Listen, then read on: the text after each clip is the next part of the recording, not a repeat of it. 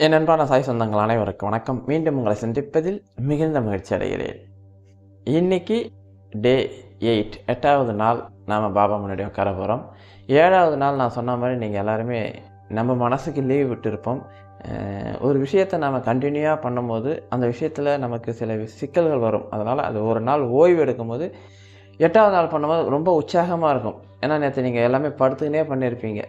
இன்றைக்கி தான் ஏதோ புதுசாக பண்ணுற மாதிரி இருக்கும். அது உண்மையிலே பெரிய ஒரு புதிய அனுபவமாக இருக்கும். இந்த 8வது நாளிலிருந்து நாம் தொடர்ந்து அடுத்த 14வது நாள் வரைக்கும் 8வது இன்றைக்கி 9, 10, 11, 12, 13, 14 14வது நாள் வரைக்கும் நாம் இதை தான் பண்ண போகிறோம். அந்த 14வது நாள் அன்றைக்கி பிரேக் எடுக்கணும். 7வது நாள் எப்படி நம்ம பிரேக் எடுத்தோமோ அதேமாதிரி 14வது நாள் படுத்துக்கொண்டே பண்ணணும். எனவே 8வதுலேருந்து 13வது டே வரைக்கும் நீங்கள் இப்போ நான் சொல்ல போகிறது தொடர்ந்து செய்யணும். இதுதான் உண்மை. அதுக்கப்புறமா நான் தொடர்ந்து இந்த வீடியோ போட முடியாது. அதனால தான் 14ஆம் தேதிக்கு அப்புறமா தான் நான் வீடியோ திரும்பி போடுவேன். அது வரைக்கும் இந்த வீடியோவில் நான் என்ன சொல்லணும், இதை தொடர்ந்து செய்யணும். நீங்கள் 8வது நாள் இன்றைக்கி நாம் காலையில் நம்ம போய் உட்கார இடம் தெரியும். அந்த இடத்துக்கு போகும்போதே மனசில் ஒரு உற்சாகம் வரும். நமக்கு இந்த இடம் ஒரு என்ன சொல்கிறது, புத்தருக்கு போதி மரத்தடியில் எப்படி ஞானம் கிடைச்சது, இப்போ நாம் இந்த இடத்துல தான் நமக்கு அந்த ஞானம் கிடைக்க போகுது. எனவே அந்த சந்தோஷமான மனநிலையில் அங்கே போய் உட்கார போகிறோம். ஏன்னா எந்த ஒரு வேலை செய்கிறதுக்கு முன்னாடியும் நம்ம சந்தோஷமாக அந்த வேலை செய்யும் போது தான் அதோட முழு பலனும் கிடைக்கும். அப்போ தான் நம்ம அதிகமாக கற்றுக்க முடியும். கஷ்டப்பட்டுக்கினே நம்ம செஞ்சோன்னா அதில் நமக்கு எந்த பலனுமே இருக்காது. இந்த இடத்துல நான் உட்காரும் போது என்னுடைய வாழ்க்கையை மாற்றக்கூடிய ஒரு இடமா இருக்குது, என் மனசை மாற்றக்கூடிய ஒரு இடமா இருக்குதுன்னு ஒரு உற்சாகத்தோடு போய் உட்காருங்க. சில பேருக்கு சந்தேகம், சாய்னா குளிச்சுட்டு தான் பண்ணணுமான்னு. கண்டிப்பாக குளிச்சுட்டு பண்ணால் தப்பில்லை. ஆனால் நீங்கள் நேரத்தை கடத்தக்கூடாது. குளிக்காமவே பண்ணலாம். முகம் கை காலம் ஃப்ரெஷ்ஷாக கழுவிட்டு போய் உட்காருங்க. ஒன்றும் தப்புலாம் இல்லை. கடவுள் உங்களை வெளியே படம் தள்ளி விட மாட்டார். சாய்னா நான் நேற்று நான்வெஜ் சாப்பிட்டேன், இன்றைக்கி செய்யலாமா? இல்லை நான் காலையில் நான்வெஜ் சாப்பிட்டேன் சாய்னா, இன்றைக்கி நான்வெஜ் சாப்பிட்டுட்டேன், நான் செய்யலாமா? நான்வெஜ்ஜுக்கும் இதுக்கும் சம்மந்தமே இல்லை. நான் திரும்பவும் சொல்கிறேன். நேற்று நிறைய பேர் ஃபோன் பண்ணி, சாய்னா ஞாயிற்றுக்கிழமை நான்வெஜ் நாங்கள் சாப்பிடுவோம், காலைல மதியானம் சாப்பிட்ருப்பாங்க, திங்கக்கிழமை காலையில் செய்யலாமா? செய்யலாம், தவறே இல்லை. தயவுசெய்து செய்யுங்க, ரொம்ப தப்பு இல்லை. அதில் எந்த தவறுமே இல்லை. ஏன் இதை சொல்கிறேன்னா, கடவுளோட ஆசீர்வாதம் நமக்கு முழுமையாக கிடச்சிருக்கின்றதுனால. 8வது நாள் நீங்கள் போய் உட்காந்து ஒன்றும் பண்ண வேண்டாம். முதல்ல இன்றைக்கி ஒரு சின்ன சேஞ்சு பண்ணலாம். சேஞ்சுனால் ரொம்ப பெரிய சேஞ்சு இல்லை. நம்ம வெறும் இடத்த ஒரு கண்ணை திறந்து பண்ணும்போது ஓம் சாய், ஸ்ரீ சாய், ஜெய் ஜெய் சாய் சொல்கிறோம்ல, அந்த இடத்துல ஒரு படத்தை வைக்கலாம். ஏன்னா ஏதாவது ஒரு ஃபோக்கஸ் மேலே நம்ம கண்ணு போகும்போது மனம் இன்னும் நிலைநிறுத்திக்கொள்ளும். சின்னதாக ஒரு படம், பாபாவோட படம், ஏதாவது ஒரு சிலை, இல்லை சிலை இவங்க பூஜை ரூம்லேருந்து கூட நீங்கள் உட்கார இடத்துல எடுத்து வச்சுக்கலாம், தப்புலாம் இல்லை. ஒரு சின்ன படத்தை வச்சு அதை பாருங்கள் முதல்ல. சாய்னா கம்பல்சரி படம் வைக்கணுமா? இல்லை வைக்க வேணாம். கம்பல்சரி வைக்கலாம். அப்படி இல்லைன்னா வைக்க முடியாத சூழ்நிலைன்னு வைக்க வேண்டாம். நீங்கள் வெறுமனே பார்க்கலாம். ஒரு பாபாவோட ஒரு ஃபோட்டோவோ அல்லது ஒரு சிலையோ உங்கள் வீட்டில் என்ன இருக்கோ அதை எடுத்துன்னு அந்த நீங்கள் உட்காரத்துக்கு முன்னாடி உட்காந்து பாபாவுக்கு முதல்ல பெரிய நன்றி சொல்லுங்கள். என் சத்குருவே, இந்த உலகத்தில் நான் பல துன்பங்களை கஷ்டப்பட்டாலும் உன் பாதத்துக்கு வந்தவனே என்னுடைய வாழ்க்கையை பல மாற்றங்கள் நான் பார்த்துருக்குறேன். அது எல்லாமே பாசிட்டிவானதாக இருக்குது. இனி வரக்கூடிய காலங்களிலும் எல்லாம் மாறணும். உன்னுடைய பாதத்தில் நான் சரணாகதி அடையணும். அதற்காக நீ என்னை ஏற்றுக்கொள்ளணும்னு சொல்லி ஒரு நன்றியை சொல்லிவிட்டு அவருடைய திரு உருவத்தை முதல்ல பாருங்கள். ஓம் சாய், ஸ்ரீ சாய், ஜெய் ஜெய் சாய். நான் சொல்கிறது எப்படி சொல்லணும்னு தெரியும்ல, அந்த அளவுக்கு பொறுமையாக அவரை பார்த்து நீங்கள் பொறுமையாக உட்காந்துட்டு சொல்லணும். பொறுமையாக உட்காந்து சொல்லுங்கள். அதுக்கப்புறமா ஒரு மூச்சு பயிற்சி பண்ணுங்கள், கேப் விட்டுட்டு. முதல்ல கண்ணை திறந்து நல்லா ஒரு உருவத்தை பார்த்து முதல்ல ஓம் சாய், ஸ்ரீ சாய், ஜெய் ஜெய் சாய் அதை சொல்லி முடிச்சிடுங்க. முடிச்சுட்டு கொஞ்சம் ரிலாக்ஸ் ஆகிட்டு எப்பயும் போல் கையை நல்லா தேய்ச்சி முகத்தை தொடச்சிட்டு கொஞ்சம் மனசு உடம்பு ரிலாக்ஸ் ஆன உடனே திரும்பவும் என்ன பண்ணணுன்னா, இந்த மூச்சு பயிற்சி ஒரு 5 நிமிஷம் பண்ணுங்கள்.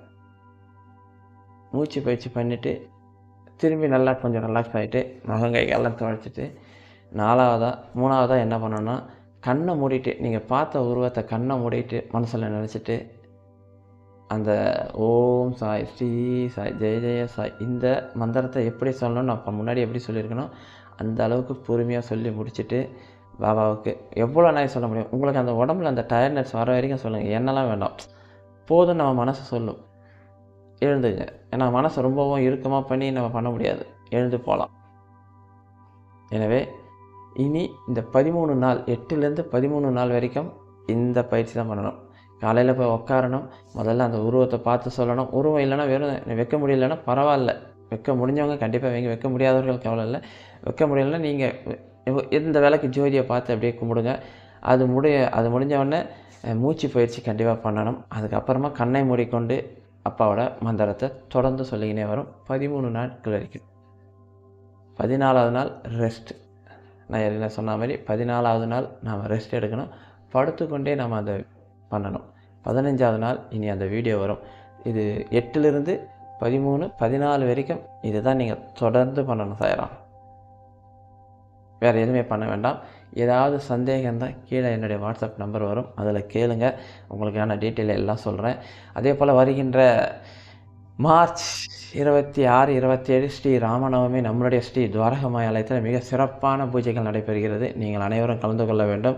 மார்ச் 26ஆம் தேதி வியாழக்கிழமை என்பதால் எப்பயும் போல் சிறப்பான வியாழக்கிழமை பூஜை பண்ணுவோம். அன்றைக்கி ஒரு சின்ன ஒரு பல்லக்கு ஊர்வலம் நடக்கும். குழந்தைங்களை வச்சு இந்த கிராமத்தை சுற்றி வரா மாதிரி அது பல்லக்கு ஊர்வலம், ஆரத்தி, அன்னதானம் எல்லாமே நடைபெறும். 2வது நாள் லட்சுமி குபேர பூஜை. 2வது நாள் தான் 27 வெள்ளிக்கிழமை ஸ்ரீராமநவமி. அன்றைக்கி லட்சுமி குபேர பூஜை காலையில் 9லேருந்து 10:30 மணிக்குள்ளே நடக்கும். இந்த பூஜையில் எல்லாரும் கலந்துக்கணும். அப்பாவோட ஆசீர்வாதத்தை பெற்றுக்கொள்ளணும். காரணம், நமக்கு பணம் கண்டிப்பாக தேவை. இந்த மாதிரி பூஜையில் நாமளும் கலந்துக்கணும்னா செல்வம் தடையின்றி நமக்கு கிடைக்கும். எனவே நீங்கள் உங்களுடைய பெயர்கள் அனுப்பி வைங்க. கண்டிப்பாக நாங்கள் எல்லோரும் உங்களுக்காக பிரார்த்தனை பண்ணுறோம் சாய்ராம். வர முடியாதவர்கள் நேராக வந்தீங்கன்னா அது முடிஞ்சோன்னா அன்றைக்கி மதியானம் அன்னதானம். இப்படி 2 நாளும் நம்ம சிறப்பான அன்னதானத்தை ஏற்பாடு பண்ணியிருக்கிறோம். அன்னதானத்துக்கு ஏதாவது உதவி செய்யணும்னு நீங்கள் நினச்சிங்கன்னா கீழே வர வாட்ஸ்அப் நம்பரை தொடர்பு கொள்ளுங்கள். இல்லை ஜிபே நம்பரில் உங்களால் முடிஞ்சதை அனுப்பி வைக்கலாம். பொருளாகவோ அல்லது நீங்கள் பொருளாக வாங்கி கொடுக்கலாம், தப்பு இல்லை. பொருளாக வாங்கி தரேன்னா இதை மட்டும் வாங்கி கொடுங்க சார். நிறைய லிஸ்ட்டு இருக்குது. மிளகு, ஜீரகம், அதுக்கப்புறமா சோம்பு, இந்த மாதிரி மசாலா பொருட்கள் தான் தேவைப்படுது. பட்டை, லவங்கம், ஏன்னா அதுதான் நமக்கு அதிகமாக தேவைப்படுது. அதுமாதிரி எண்ணெய் பொருளாக வாங்கி தரேன். அரிசி நம்மக்கிட்ட இருக்குது. நான் திரும்ப சொல்கிறேன், அரிசி நிறையா இருக்குது. அரிசி வேண்டாம். மற்ற இந்த மல்லிகை பூண்டு, புளி, மிளகாய்த்தூள், குழம்பு மிளகாய்த்தூள், இப்படி எண்ணெய் பாக்கெட்டு, அந்த மாதிரி பெருங்காய டப்பா, எண்ணெய் வாங்கி தரணும், அதை வாங்கி கொடுங்க. வெந்தயம் வேண்டாம். ஏன்னா வெந்தயமும் நம்மக்கிட்ட இருக்கிறத நம்ம நிறையா வாங்கி வச்சு நிறையா வாங்கி வச்சா தவறு. அது அப்பப்போ தேவையான கடவுள் கொடுப்பார். நெய், இந்த மாதிரி பொருள்களை நீங்கள் அனுப்பி வைக்கலாம் சாய்ராம். இதுதான் தகவல். ஏதாவதுன்னா எனக்கு, ஏன்னா இதுக்கப்புறம் 8வது நாள்லேருந்து 13ஆம் நாள் வரைக்கும் நம்ம தொடர்ந்து இந்த விஷயத்தை நீங்கள் தொடர்ந்து பண்ணணும். மற்றது எதுவும் பண்ண வேண்டாம் சாய்ராம். அதான் உண்மை.